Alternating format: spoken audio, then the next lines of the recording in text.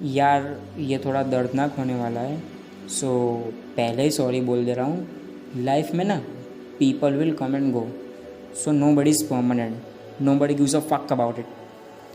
सो आप लाइफ में किसी को फोर्स नहीं कर सकते हो रुके रहने के लिए। I know the worst part is जिसके लिए आप इतना केयर करते हो दिल से, जब वो इंसान ही चला जाता है वो थोड़ा पेनफुल होता है। जिसके लिए आप इतना टाइम निकालते हो, इतना एफर्ट्स डालते हो, जिसके लिए आप कंसर्न दिखाते हो, बट रिटर्न में आपको इतना मिलता नहीं है। आप आज हो कल नहीं हो, nobody gives the shit. क्योंकि जो इंसान हमारे लिए, हमारी खुशी के लिए, क्या उसको हम दुख पहुंचा सकते हैं? किसी नए को ढूंढने के लिए, खुद की खुशी के लिए हम थोड़ी ना कॉम्प्रोमाइज़ करने वाले हैं। तो फिर ये एक अट्रैक्शन है। Most of people do this because of attraction and attachment. See, attraction और प्रेम में फ़र्क होता है, जैसे प्रेम और मोह में फ़र्क होता है।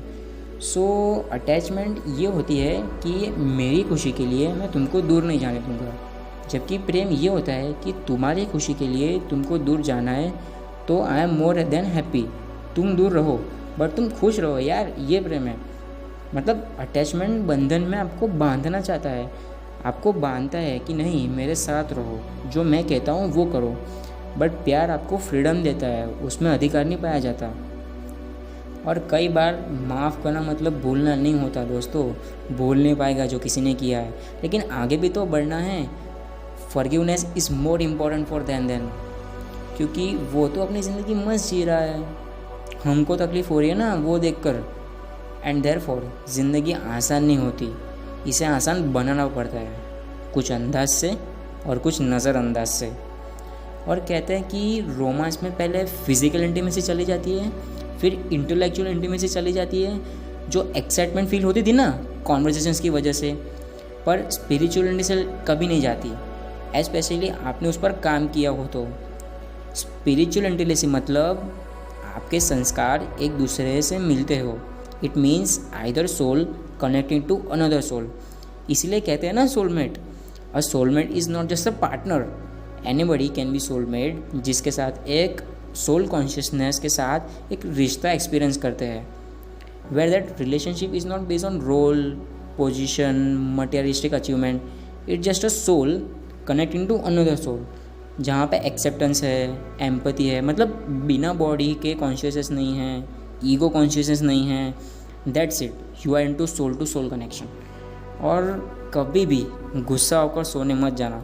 मतलब जब तुम झगड़ लो, कुछ हो रहा हो, सो हम क्या करते हैं कि ठीक है भाई कल देख लेंगे, हम ये गुस्से के साथ ये सोचकर सो जाते हैं या निपट लेंगे, बात कर लेंगे।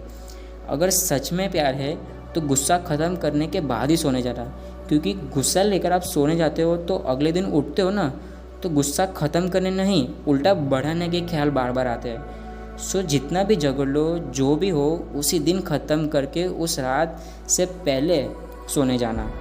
यार हल्की फुल्की से है ज़िंदगी, बोझ तो बस ख्वाहिशों का है।